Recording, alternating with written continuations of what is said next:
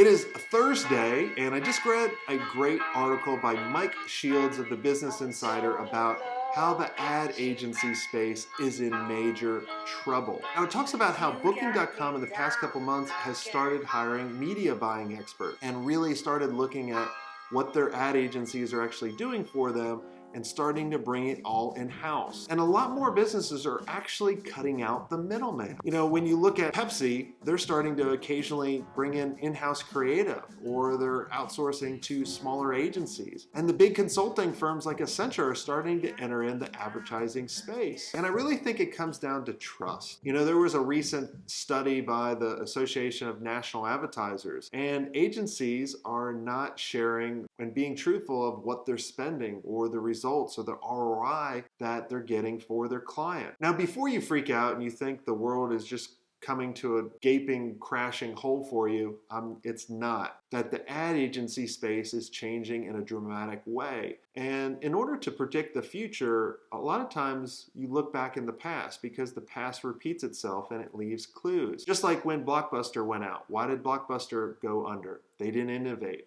Why did Netflix start to take a dive, but then they started becoming the leader? They saw the writing on the wall, and then they started innovating. Now, when I think of ad agencies, I think of old people sitting around a room drinking brandy and cigars and thinking of creative ways in order to swindle people out of their money and win awards.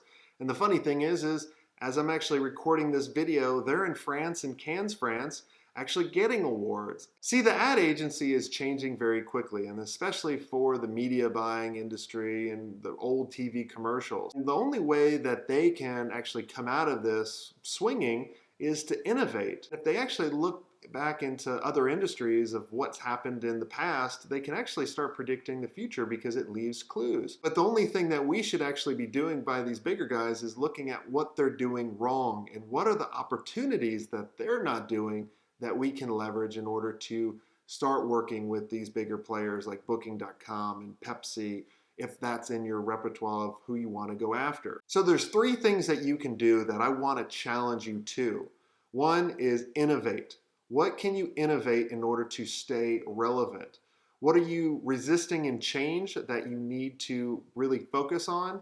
And how can you prove results? There's so many agencies I talk to all the time that when I ask, hey, what are the results you get for your clients?